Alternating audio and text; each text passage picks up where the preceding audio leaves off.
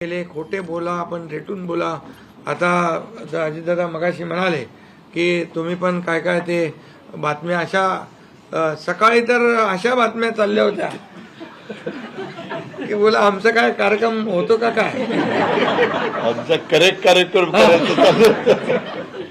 तर याच्यामध्ये खूप चांगलं निर्णय झाला, चांगला एक आपला ऐतिहासिक विजय झालेला आहे आणि त्यामुळे खऱ्या अर्थाने आमची जबाबदारी वाढलेली आहे.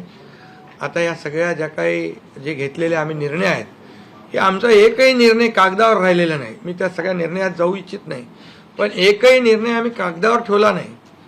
कुठली योजना आहे ती कार्यान्वित केली आम्ही आणि त्यामुळे जो लोकांचा विश्वास, शेवटी यापूर्वी देखील आपण पाहिलं की काँग्रेस सरकार ज्या ठिकाणी असतील त्यांनी किंवा महाविकास आघाडी ज्यांनी ज्यांनी काही निर्णय घेतले, काही आश्वासनं दिली, ती पाळली नाहीत.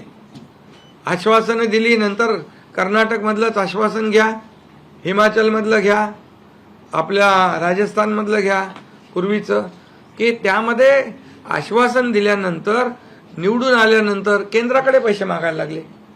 आमच्याकडे पैसे नाही, हमारे पास पैसे नाही. असं आम्ही केलं नाही. आम्ही जे बोललो, आमची हातपाय काय म्हणतो त्याला, पांघरून पाहून आम्ही ते आम्ही अंतरून पाहून पाय पसरले आणि ज्या योजना आम्ही केल्या, या योजनांचं पूर्णपणे त्याच्यामध्ये कुठलीही योजना बंद होणार नाही याची आम्ही काळजी घेतली. सगळे नियम आम्ही पाळले, सगळ्या RBIच्या केंद्र सरकारचे गाईडलाईन आम्ही पाळल्या, कुठलंही व्हायलेशन आम्ही केलं नाही. आर्थिक दृष्टिकोनातून जे जे काही आम्ही नियोजन करायचं ते केलं आणि त्यामुळे त्यांना लोकांनी खोटं ठरवलं. ते आम्हाला म्हणाले तुम्ही लाडकी बहीण योजना देताय, पैसे कुठून आणणार, पैसे कुठून आहे, हे फसवं आहे. आणि त्यांनीच आमची योजना चोरून नंतर त्यांच्या वचननाम्यामध्ये टाकली. मग तुम्ही कुठून आणणार? म्हणजे लोकांना कळलं की हे फक्त बोलतायत, करणार नाहीत आणि विश्वासाचा भाग आहे. आम्ही 2-2.5 वर्षामध्ये जे करून केलं ते लोकांसमोर आहे.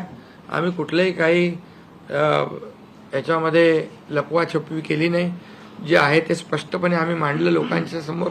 लोकांच्या दरबारामध्ये आम्ही गेलो आणि लोकांना काम आवडतं, लोकांना विकास पाहिजे, लोकांना कल्याणकारी योजना पाहिजेत, ते आम्ही देण्याचा प्रयत्न केला आणि विकासाकडे या राज्याला नेण्याचा आम्ही प्रयत्न केला. यामध्ये केंद्राचा आम्हाला खूप मोठ्या प्रमाणावर सपोर्ट मिळाला. 10 वर्षामध्ये, मी तो आकडा अगोदर पण मी सांगितला होता, मनमोहन सिंग प्रधानमंत्री होते, 10 वर्षात राज्याला